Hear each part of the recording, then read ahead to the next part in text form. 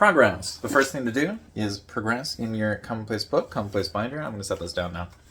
So, we're talking about how to tag in a Commonplace binder. Well, the first thing you need to do is have some things in your binder, because if you don't have any things, it's going to be kind of hard to tag them. Choose. What are you going to put in your binder? Well, probably the things that are helpful for you, which could be anything. So I don't really know where to go with that, but I have 75 videos already made on what to do about that, so you could always check the 101 playlist, and hopefully by the time you see this, there will be almost 100 videos that I will have made that you will have seen most of them. Yeah, we're getting distracted. Plan. What's the plan here? So the plan is to send you to a random video out of the 100? No, we're going to talk about this. Okay. So how to tag in a Commonplace binder. You have a little tag at the top. These are fun. I like that. They match something on the contents page. And then, well, we'll do this in reverse. The contents page has March 2024 data page. The tab up here says March 2024 data page. So if we turn to that, we see it also says the same thing at the top. Sorry, might not be close enough. There we go. And so then I write through whatever stuff, and that's that. So I'm going to put this down. Differences. What are the differences between a Commonplace book and a Commonplace binder? Because you might be looking at this and thinking, Commonplace binder, that doesn't exist. It's just Commonplace book. Yeah, it is just Commonplace book, but this is a binder version. So if you were confused, or if you were like, I knew it, yeah, that's verified. Entries. What kind of entries do you have in your Commonplace book or Commonplace binder? Well, in the Commonplace book, people tend to focus more on specific pieces of literature or quotes from people. But if you're working in a binder, it might just be, I like rice. And you might be like, I like rice. What does that have to do with anything? Well, you can change that into, I like rice, I like chicken. And you can be like, ooh, grocery list, rice and chicken. Or you might change that into, I don't know, something like a recipe book, where you're like, okay, this is how to make the chicken, this is how to make the rice. Like, that's the thing. The binder, it's a lot easier to have the ideas mutate and like change into something big. Whereas the book is more static because it's locked in there. So it's really good for memorization if you have the book.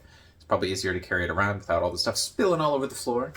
But if you're working on it in more of an ideas sense, or something that needs to be constantly updated because we live in a world that is constantly updating, then I would say to check out the binder. Just saying. Mine. So we were talking about how to tag in a Commonplace binder. What about my Commonplace binder? This is my Commonplace binder, right? Well, this is my demonstration binder. So yes and no. So if we look at these keywords at the front, we can see 76. 76. It says tag. And so my way of dealing with the demonstration binder is to use it to, well, assist my thought process for when I'm trying to like figure out how to make a video, because I don't always know what to make the title, and so having 100 different ideas will help figure out what the title should be. And then, you know, the next 20 things that go inside of that will be a little bit more challenging, but it's good to start from somewhere. So in my binder, I don't really work on it anymore because I do most of my stuff digitally, because I already made the base of everything being physical. And while I would like to work on all the physical stuff, I'm kind of running out of room. And I don't currently have the ability to print. And I have a bunch of other things that aren't really working out when it comes to making the physical version as opposed to the digital version. And so as I'm making a video right now, which is not a physical thing, it's more of a digital thing, it makes more sense to keep most of my stuff digital because most of my work is digital. So, adding. Oh my gosh, I'm just adding complications to this page. Part of the problem is the tape is a little bit thinner than before, so I can't really just karate chop these anymore. I have to be very careful, and I already screwed it up. So if you are adding problems to your own life, maybe you can add another problem. I try to consider this more of like a problem reduction kind of thing, but it might be difficult. So if you consider this one of the barriers to knowledge, I'm sorry. It's really not supposed to be that hard. It's just Basically, you get a binder, and you're like, oh, this is my Commonplace. Wow. And you put stuff in it, and then you add more stuff, and then you get rid of the stuff that sucks, and then you add more good stuff. And that's it. It's a little bit more complicated, but not really. Idea generation. This is fantastic for idea generation because you're basically just going through your own greatest hits. Now, this can also be kind of depressing and get a little repetitive at points because if you're only going through the things that have already worked before, there's no new stuff. So it can get a little bit weird, and like maybe you have one binder and then you make a second binder and then you use the second binder most of the time. And that's one reason why it's good to actually hold on to the old scrap paper and the old projects, because sometimes the old projects will hold the answer to a future problem. And the solution won't be the thing that you came up with today. It'll be the thing you came up with like 10 years ago.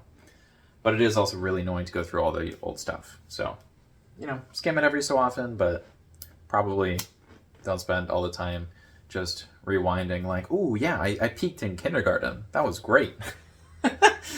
Like, it might be kind of a problem. Go-to item. So if this is your go-to item, that might be a better go-to item than a phone, just because people are always freaking out about phones. And this is another thing to do. So it might be kind of like waking up at 2 o'clock in the morning, as opposed to waking up at 10 o'clock at night. So if you wake up at 10 o'clock at night, everybody's like, oh, slacker. But if you wake up at 2 o'clock in the morning, it's like, the grind never stops. We're dream chasing. We're doing stuff. So maybe the best defense of Commonplace binders and Commonplace books is you could claim a tradition that your more traditional family members might be okay with. So, if they're super Christian, you can be like, hey, this is a Christian practice, mostly from Western Europe and the Romans and the Greeks. So, like, maybe chill out. There are a whole bunch of other arguments, but I'm, not really sure why someone who's super forward-thinking or progressive would be worried about you collecting knowledge. So, maybe they would be. But for me, the best defense to future problems seems to be holding on to the previous solutions and sharing those previous solutions with other people when they need whatever solution I have, and then requesting their help in the future. So it's not that the book helps me specifically, the book gives me something that allows me to get something from someone else, which is a very weird way of experiencing existence, but it seems to be working, although could be doing better. Permaculture urbanism. So I'm not really sure if this is a real thing, but I'm seeing a lot of permaculture stuff, and I'm seeing a lot of urbanism stuff, and people seem to be working on related things. So it might be that you don't need to go into a book or some sort of special knowledge database that you've constructed. Maybe you just check YouTube and you're like, okay, what am I getting recommended? Because if all the things you're getting recommended are related, you might be like, interesting. Maybe I can make something that's like both of the things at the same time. Part of a legacy. So like I was talking about earlier, this is a thing which has existed for a long, long time. So it might be when you're tagging your stuff, you might want to tag stuff in the way that other people have tagged it. And so one of the ways that people have tagged Commonplace books in the past is they have used an index. The most famous, as far as I know, is the John Locke system. I don't like that one very much because I find it to be extremely rigid and just kind of excessive. So if you are already an expert with a really strong memory and a whole bunch of other characteristics that would only really work for John Locke himself, then I think that system would be great for you. But if you're just like an average modern human, I'm not really sure why you'd be using the John Locke system. But it would be kind of cool to be part of the legacy, I guess. Smallest building block. So this all starts with a single sheet of paper, and then you add another single sheet of paper, and then another one, and then another one, and eventually you'll have a big book, and that'll be kind of cool. Set the stage. So you're going to make some stuff, and then you're going to make some more stuff based on that, and then you're going to make variations, and you're just going to keep making random stuff until eventually you make something cool. That's not really how to tag, though. I feel like how to tag should only take like 1 minute. It's like, basically, you just slap a tag on the top, and that's it. But people might be wondering what the tag is supposed to be. Like, which categories do I need? Well, you should probably start with at least 4. So I started with me, just about me, whatever I was up to, whatever I wanted to write about. Another one was game. So if I was playing, Minecraft or a Total War game or League of Legends or whatever, it goes in here. And this was school stuff, so anything related to school notes. And then I think this one might have just been like random Wikipedia articles. I don't know. Like, you can categorize stuff however you want, because it might be that the random Wikipedia articles are related to one of the things, in which case you might put that over there. It could also be that you need to write down something about food. And so the Wikipedia might be related to food, but it might not really help you in terms of like how to cook the thing. But I don't know. So stay the course. Just keep working on it. You might be stressed about the tags kind of for no reason. Some people don't even tag their Commonplace books. I think that's a little crazy. And in terms of like a marketing perspective, it also makes sense for me to tell people that they need to tag everything, because then they'll buy things to tag stuff. But realistically, you don't need to tag anything. The reason we tag, of course, is so we can search the stuff up later. But, if you're on the computer, you can just like control find. So in some ways, a Commonplace book is kind of redundant, because, all somebody needs is a Microsoft Word document, like a single document, and that might be better than an entire Commonplace book. So that's not really the best thing to admit. But in terms of like pure efficiency, like just having a document from whatever company, like it could be a Google Doc, it doesn't matter. But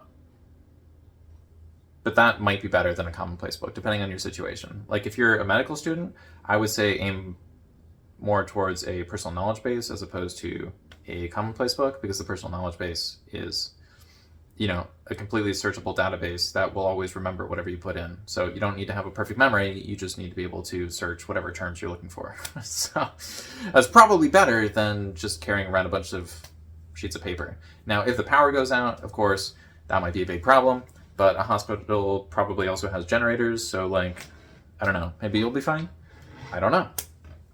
This is not really life or death advice, this is just me saying the way that you tag might be different.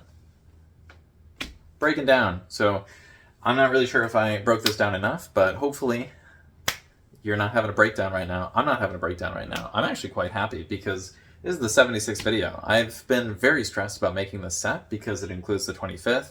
I was like, ooh, the 75th video? I don't know about that.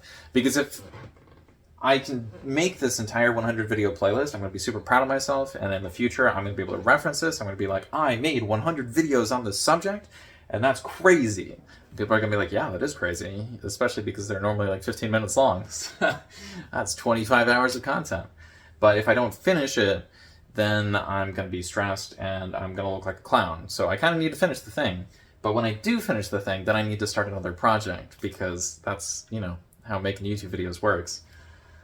And I have another project planned, and I'm very excited for it, but at the same time, it's not like I'm super ready to start another 25-hour-long project, and it's only 25 hours if we're talking about what gets shown to people. We're not talking about, like the scripting or the editing or the time it takes to transfer the videos from place to place. Like I got to take it off my phone, I got to put it on the computer, I got to edit it a little bit, and then I got to upload it, and like the recording is not actually the long part of this.